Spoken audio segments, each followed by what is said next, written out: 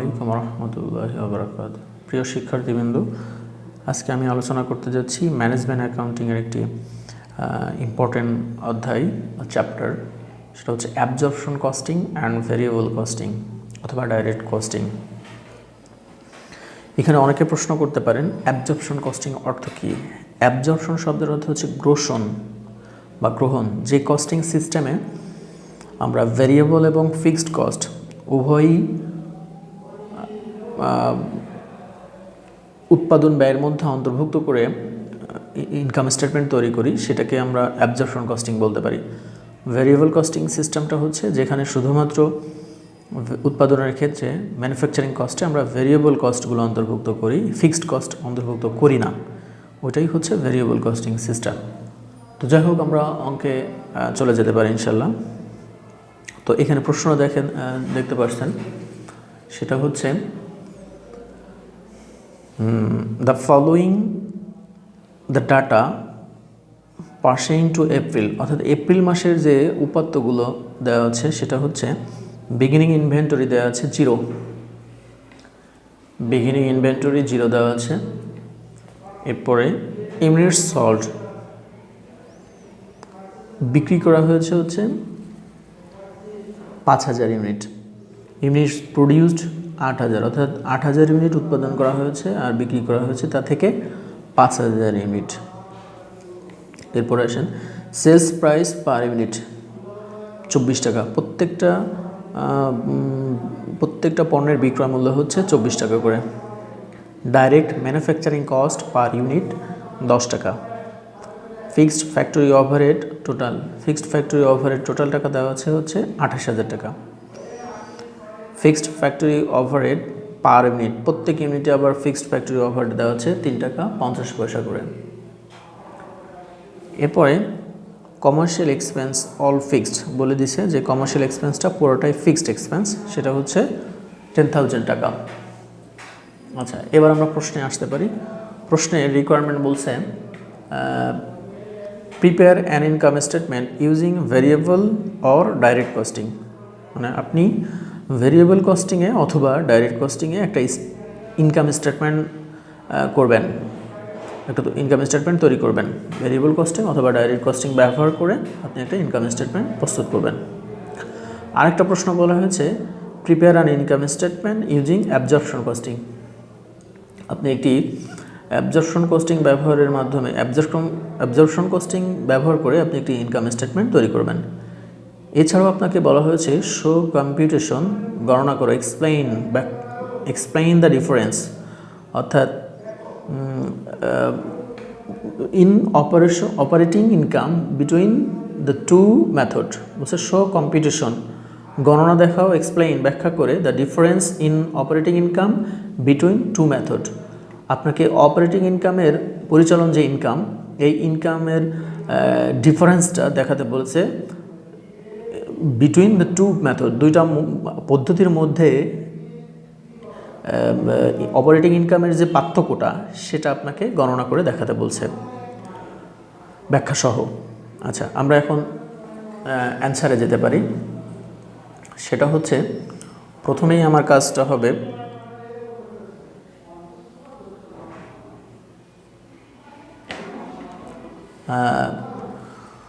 প্রথমত আমরা গণনা কাজ করব। এখানে আমার প্রশ্নের মধ্যে দেওয়া ছিল না, অর্থাৎ ইউনিট সল ছিল, অর্থাৎ ইউনিট সল ছিল হচ্ছে 5000 আর প্রডিউস হয়েছিল 8000, কিন্তু সমাপন ইউনিট দেওয়া ছিল না, যার কারণে আমার প্রথম কাজ হবে সমাপন ইউনিটটা বের করে নেওয়া। তাহলে আমি প্রথমে ইন্ডিং ইনভেন্টরিটা বের করব। ইন্ডিং ইনভেন্টরি ছাড়া আমি অঙ্ক করতে পারবো না। তাহলে ইউনিটস প্রডিউসড থেকে ইউনিট সল্ড, অর্থাৎ আমি 8000 উৎপাদন করেছি, তার থেকে বিক্রি করে দিয়েছি 5000, তাহলে আমার সমাপনী মজুত পণ্য আছে হচ্ছে 3000 ইউনিট।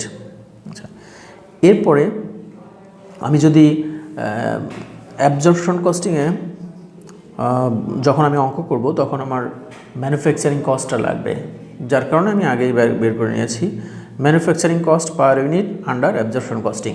অ্যাবজর্পশন কস্টিংয়ে আমার ম্যানুফ্যাকচারিং কস্ট কত আসছে।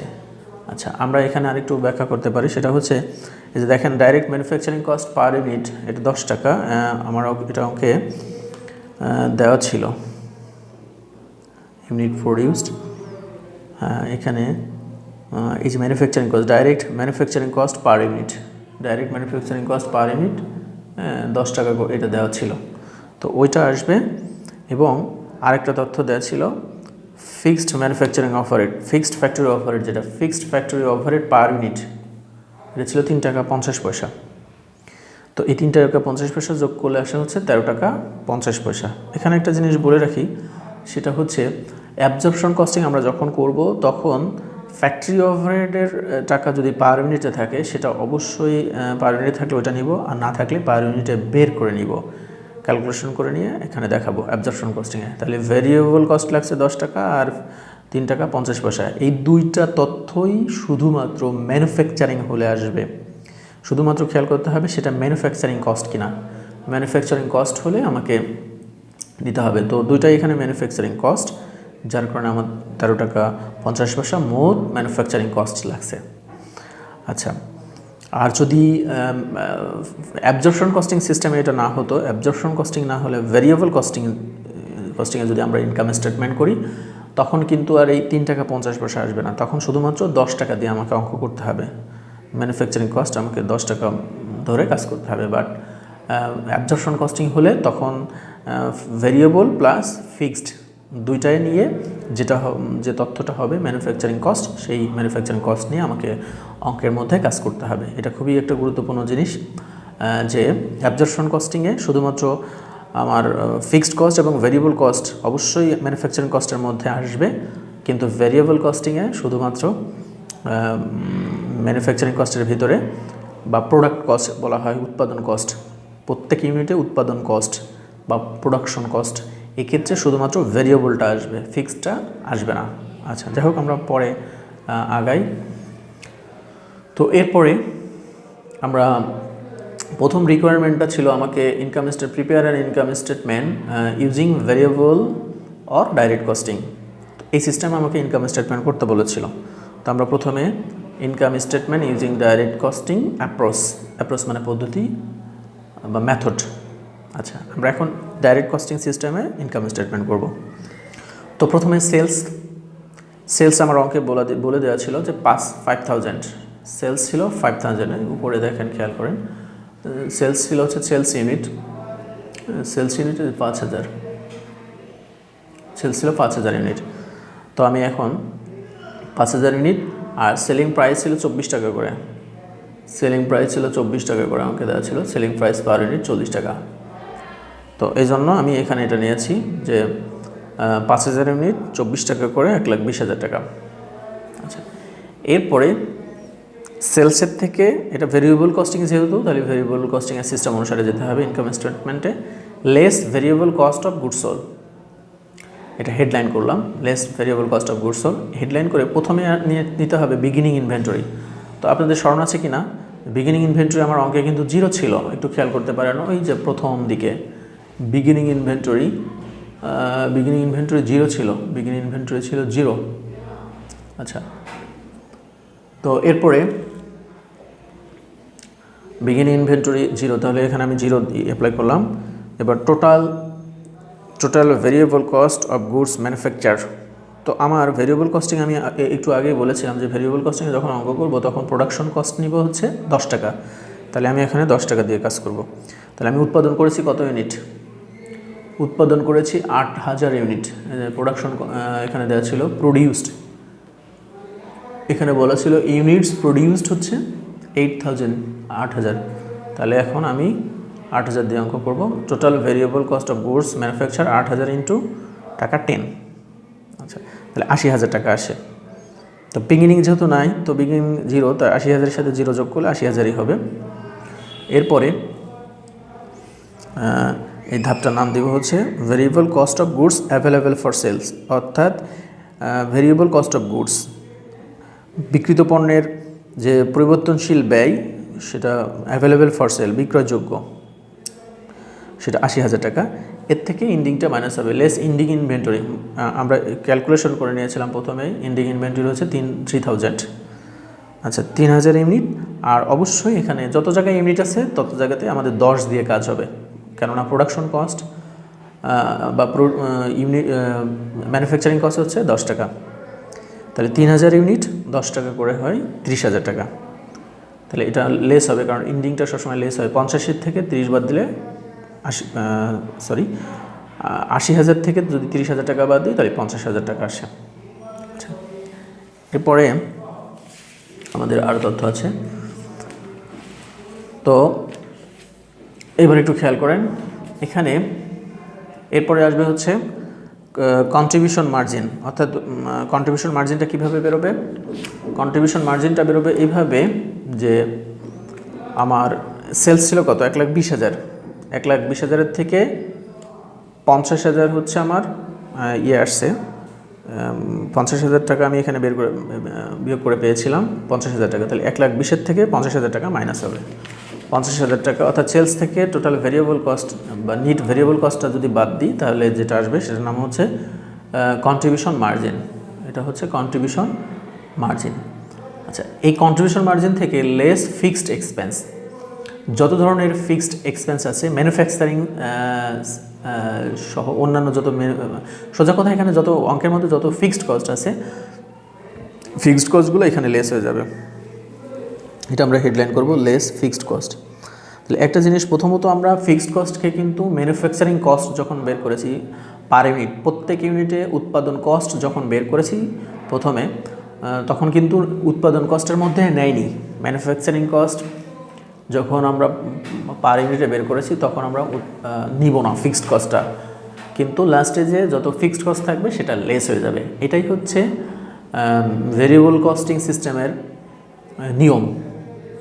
আচ্ছা, তাহলে এখানে ফিক্সড কস্ট যা আছে, ফিক্সড কস্ট দুইটা ছিল, একটা হচ্ছে ফ্যাক্টরি ওভারহেড 28,000 আর একটা হচ্ছে কমার্শিয়াল এক্সপেন্স ছিল 10,000।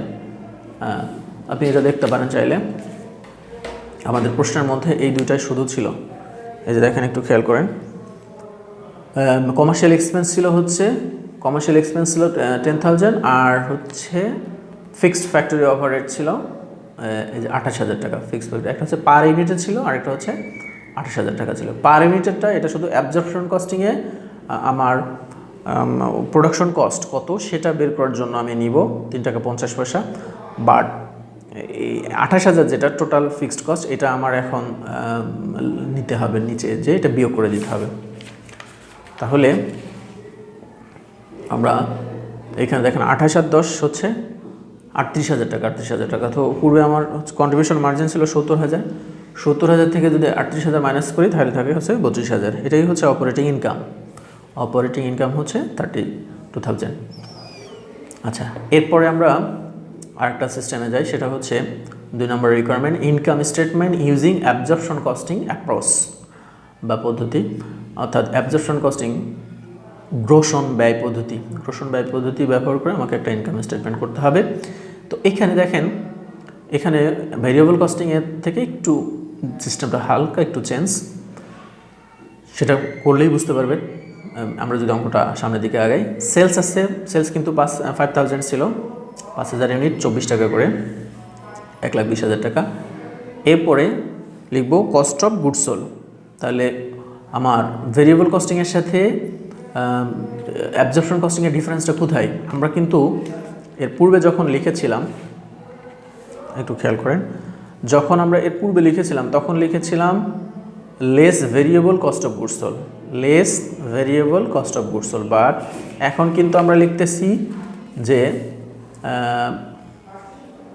এই যে এখন আমরা লিখতেছি কস্ট অফ গুডস সোল্ড, কেননা এটা অ্যাবজর্পশন কস্টিং। অ্যাবজর্পশন কস্টিংয়ে ভেরিয়েবল শব্দ আমরা এখানে ইউজ করতে পারবো না, আমরা সরাসরি লিখবো কস্ট অফ গুডস সোল্ড। তো প্রথমে বিগিনিং ইনভেন্টরি দিব, আমাদের খুব মনে আছে বিগিনিং ইনভেন্টরি 0। এরপরে total cost of goods manufactured, যেটা উৎপাদন কস্ট, যেটা সেটা হচ্ছে 8,000 উৎপাদন করেছিলাম আর 13 টাকা 50 পয়সা। এই যে দেখেন আরেকটা ডিফারেন্স, আমরা কিন্তু যখন ভেরিয়েবল কস্টিংয়ের সিস্টেমে করেছিলাম সেখানে কিন্তু নিয়েছিলাম কয় টাকা, এই যে 10 টাকা করে নিয়েছিলাম, 10 টাকা, কিন্তু এখন নিব এই যে 13 টাকা 50 পয়সা। এটাই হচ্ছে ডিফারেন্স, আরেকটা ডিফারেন্স। তো তাহলে এখানে কিন্তু আমরা 13 টাকা 50 পয়সা নিয়েছি। আচ্ছা, 13 টাকা 50 পয়সা। এরপরে তাহলে এটা গুণ করলে আসবে হচ্ছে 1,08,000। এরপরে cost of goods available for sale আসে। তাহলে এই যে 1 লাখ এই ধাপটার নাম হচ্ছে cost of goods available for sale. তারপরে এরপরে আসেন less ending inventory. Ending inventory ছিল 3000, আমরা আগে করেছি। এখানেও কিন্তু যে 13 টাকা 50 পয়সা করে নিতে হবে, 40,500 টাকা আসে। দুটা বাদ দিলে থাকে হচ্ছে 67,500 টাকা। আচ্ছা, এই যে 67,500 তার থেকে আমাদের 1,20,000 টাকা ছিল সেলস থেকে কস্ট অফ গুডস সোল্ড বাদ দিলে যেটা থাকে সেটার নাম হচ্ছে গ্রস মার্জিন, অর্থাৎ মোট মুনাফা বা মোট লাভ। গ্রস মার্জিন 52,500 টাকা। গ্রস মার্জিন থেকে এখানে শুধুমাত্র একটা এক্সপেন্স বাদ যাবে, সেটা হচ্ছে ফিক্সড কমার্শিয়াল এক্সপেন্স। একটা মজার ব্যাপার সেটা হচ্ছে আমরা যখন ভেরিয়েবল কস্টিং করেছিলাম সেখানে কিন্তু